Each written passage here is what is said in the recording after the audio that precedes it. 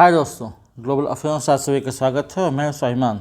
Unified payment interface UPI जो हमारे life को ईज़ बनाता है, हमारे ट्रांजैक्शंस को इजीली इंश्योर करता है और हम इजीली छोटे मोटे ट्रांजैक्शंस आसानी से कर लेते हैं। अब उसके रूल्स बदलने वाले हैं और बहुत सारे बदलाव देखने को मिलेंगे जिससे यूज़र्स इम्पैक्ट होंगे। दरअसल यूनिफाइड पेमेंट इंटरफेस इसे बनाया था NPCI, national payment corporation of India ने, ताकि हम सीमलेसली पेमेंट कर सकें, ट्रांजैक्शंस आसानी से हो सके, हम कैश के झंझट से फ्री हो सकें जहां पर हमें दिक्कत होती थी।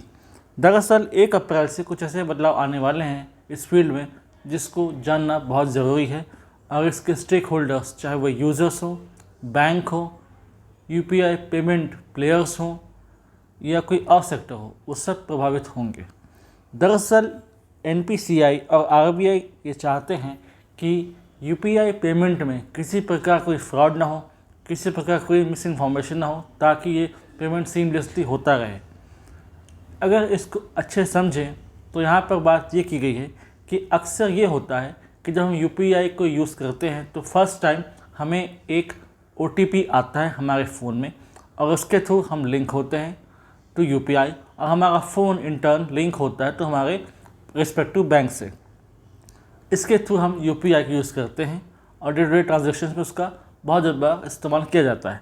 लेकिन कई बार जब हम किसी मोबाइल फ़ोन को यूज़ कर रहे हैं और वो यूपीआई से भी लिंक्ड है लेकिन 80 दिन 90 दिन तक हमने उसको यूज़ नहीं किया, इनएक्टिव रखा, तब पॉसिबिलिटी हो जाती है इसके मिसयूज़ की, पॉसिबिलिटी हो जाती है इसके फ्रॉड में यूज़ करने की। एक रूल ये है कि कोई भी मोबाइल फ़ोन अगर इनएक्टिव है 90 दिन तक, तब जो मोबाइल सर्विस प्रोवाइडर्स हैं, एयरटेल, जियो, बीएसएनएल, आइडिया, व्हाटएवर, उनके पास से अथॉरिटी होती है कि वो इसको रिप्लेस कर दें और किसी दूसरे यूज़र को रिलोकेट कर दें। और ऐसे में यदि यूपीआई से वो कनेक्टेड है तो यूपीआई पेमेंट उस पर्सन को चला जाएगा जिसको ये मोबाइल दोबारा रिलोकेट किया गया है, यानी कि फ़ायदा उस सेकंड पर्सन को होगा, ना कि उसके ओरिजिनल ओनर को।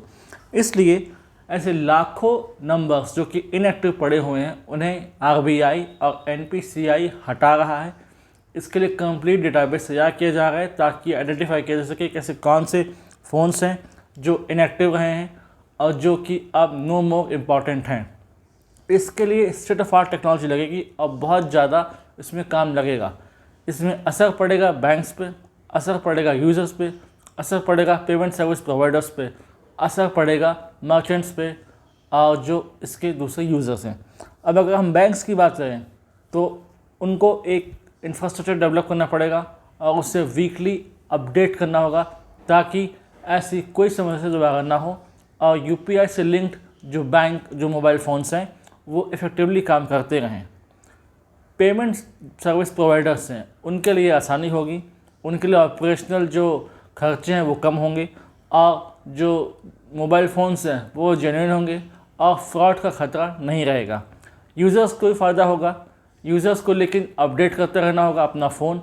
अगर आपने मोबाइल फ़ोन बदला है तो उससे रिस्पेक्टिव यूपीआई से लिंक करना होगा ताकि आप सीमलेसली इसका फ़ायदा उठा सकें और इसमें किसी प्रकार का फ्रॉड ना हो सके। देखा जा रहा था कई दिनों से, कई महीनों से कि फ्रॉड के केसेस आ रहे हैं और इससे यूपीआई अफेक्ट हो रहा है, यूपीआई के ऑपरेशंस अफेक्ट हो रहे हैं और इसके फ्रॉड के केस बढ़ते जा रहे थे, इकोनॉमिक ऑफेंस बढ़ते जा रहे थे। इन सब को कवर करने के लिए और एक प्रॉपर मैकेनिज्म क्रिएट करने के लिए ये निर्णय लिया गया है। इसमें टाइम लगेगा लेकिन ये काम अब होके रहेगा। 1 अप्रैल टाइम लिमिट सेट कर दी गई तो 1 अप्रैल से ये नए रूल इफेक्टिव हो जाएंगे। अब देखना ये है कि इसको लेकर स्टेक होल्डर्स का क्या विचार है, स्टेक होल्डर्स इससे कैसे इम्पैक्ट होंगे। जहाँ तक देखा जाए 2 जेन्युइन यूज़र्स हैं, पेमेंट सर्विस प्रोवाइडर्स हैं और जो भी इसके दूसरे स्टेक होल्डर्स हैं उनको कोई खास असर नहीं होने वाला। यूपीआई की अगर बात करें तो इसे एनपीसीआई लेकर आया था और इसका उद्देश्य ये था कि जो पेमेंट सिस्टम है वो मजबूत हो और जो कैश की झंझट रहती है अक्सर पे करने के छोटे मोटे ट्रांजैक्शंस में, वो समस्या ख़त्म हो जाए। सीधे पैसा बैंक से लिंक होगा और आप यूपीआई के थ्रू पेमेंट कर सकेंगे। हम शॉपिंग में, सब्ज़ी खरीदने में, दूसरे छोटे मोटे ट्रांजेक्शन यूपीआई का अक्सर यूज़ करते हैं, दिन में कितने ही बार। कई बार इसमें यूपीआई के साथ ट्रांजेक्शन का फेलियर होता है, इंटरनेट का इशू रहता है। ये एक इशू है जिसको फिक्स करना होगा यूपीआई सर्विस प्रोवाइडर्स को।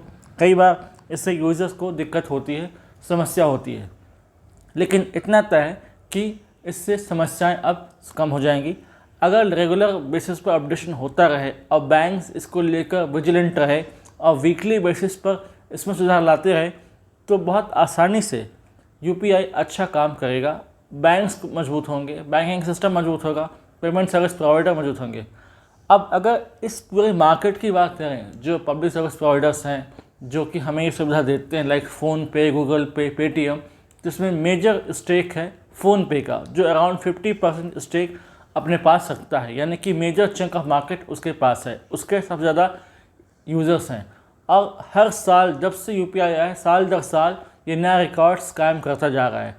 इवन जनवरी में इसने सारा रिकॉर्ड तोड़ दिए जब $16 बिलियन 16 बिलियन से ज़्यादा ट्रांजेक्शन इसमें हुए। ये पेमेंट सिस्टम इतना इफ़ेक्टिव है, इतना यूनिक है कि बहुत से देशों के लीडर्स, पीएम्स यहाँ पर आए और उन्होंने ये पेमेंट सिस्टम देखकर वो काफ़ी चौंक गए। उनका ये तक कहना था कि हमारे यहाँ भी सुविधा नहीं है, हम भी इसको अडॉप्ट करना चाहते हैं।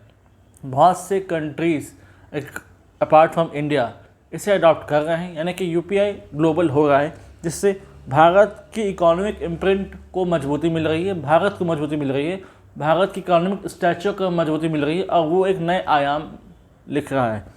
इसलिए कोशिश करनी चाहिए कि इसको और इफेक्टिव बनाया जा सके ताकि लोग और ज़्यादा अट्रैक्ट हों और इसको इफेक्टिवली अडेप्ट कर सकें। हाँ, यूज़र्स को समझना होगा, यूज़र को हो सकता है कुछ दिक्कत हो, लेकिन अपडेशन अगर कर लेंगे और वही मोबाइल फ़ोन यूज़ किया जाएगा जिससे यूपीआई लिंक्ड है और जो इफेक्टिव मोबाइल फ़ोन है जिसको आप डेली बेसिस यूज़ कर रहे हैं, तो आपको कोई खास दिक्कत नहीं होगी और इससे रेगुलर ऑपरेशंस भी होते रहेंगे, बैंक्स को भी दिक्कत नहीं होगी। इसके अलावा एक और डेवलपमेंट ये हुआ है, वो ये है कि जो गवर्नमेंट है वो इस पर 1500 करोड़ का सब्सिडी देने का फैसला कर रही है। यानी कि हाल ही में आपने सुना था कि किस प्रकार से रुपए से सब्सिडी हटा ली थी गवर्नमेंट ने, तो अभी भी गवर्नमेंट 1500 करोड़ की सब्सिडी सपोर्ट देने को तैयार है टू यूपीआई सिस्टम। तो अब चिंता ये उठी थी कि कहीं ऐसा ना हो कि आने वाले समय में यूपीआई का जो बेस है वो मजबूत होता जा रहा है, उसको कोई इफेक्ट ना पड़े। लेकिन तब तक यूपीआई काफ़ी मजबूत हो जाएगा, सेल्फ सस्टेन हो जाएगा और उसे फिर फर्दर गवर्नमेंट सपोर्ट की ज़रूरत नहीं पड़ेगी, क्योंकि सेल्फ सस्टेन करना बहुत ज़रूरी है ताकि लॉन्गर रन गवर्नमेंट के सपोर्ट पर हम ना रहें। अपार्ट फ्रॉम दैट ये भी निर्णय लिया गया कि जो पेमेंट होता था ऑन एटीएम यूज़ वो भी बढ़ाया जाएगा। समझाता हूँ। मान लीजिए आपके पास आईसीआईसीआई बैंक का कार्ड है और आप यूज़ कर रहे हैं कैनरा बैंक का एटीएम। तब जब आपने आईसीआईसीआई बैंक के कार्ड का यूज़ किया इन कैनरा बैंक एटीएम, तो वहाँ पर कैनरा बैंक कुछ पैसा चार्ज करता है ऑन आईसीआईसीआई बैंक। एक नॉमिनल फ़ी होती है उसके एटीएम यूज़ करने की, तो इंटरचेंज जो फ़ी होती है उसे बढ़ाया गया है। ये नॉमिनल फ़ी अराउंड 19 रुपीज़ तक की गई है। इसका हालांकि जो बैंक होता है आपका बैंक ऑफ ऑरिजिन, जिसमें आपका खाता होता है, वो आप पर पास ऑन करता है ताकि उसको बर्डन ना पड़े, इसे ही बढ़ाया गया है। इससे कुछ बर्डन बढ़ सकता है, लेकिन हाँ, इन लॉन्गर रन स्मूथ ट्रांजेक्शन्स होंगे। यद्यपि एटीएम्स का उतना इफेक्टिवली यूज़ नहीं होता, उतना लार्ज स्केल में यूज़ नहीं होता, फिर भी जो कैश अभी भी रखते हैं, जो कैश पे रिलाय करते हैं, उनको ये बर्डन थोड़ा महसूस होगा, जो कि नॉर्मल लगता है देखकर। 70 रुपये से 19 रुपये, 2 रुपये का ही इंक्रीमेंट है, तो कोई ख़ास असर ये नहीं डाल पाएगा। Let's see what happen next. तो ये इंपॉर्टेंट डेवलपमेंट थे जो गवर्नमेंट इंट्रोड्यूस करने वाली है from the 1 April this year. इससे काफ़ी बदलाव होंगे, इसके इम्पैक्टफुल रिजल्ट आएंगे एंड आई होप कि आने वाले समय में इससे फ़ायदा ही होगा। इससे रिलेटेड कोई सिग्निफिकेंट इन्फॉर्मेशन अगर आती है तो I will make a separate video in regard. Till then do like, share, subscribe the video and widely spread this video for the knowledge of people। यदि आप मुझसे जुड़ना चाहते हैं तो आप इंस्टाग्राम, टेलीग्राम के थ्रू हम जुड़ सकते हैं। तो link in given there description. Thanks for watching. जय हिंद, जय भारत।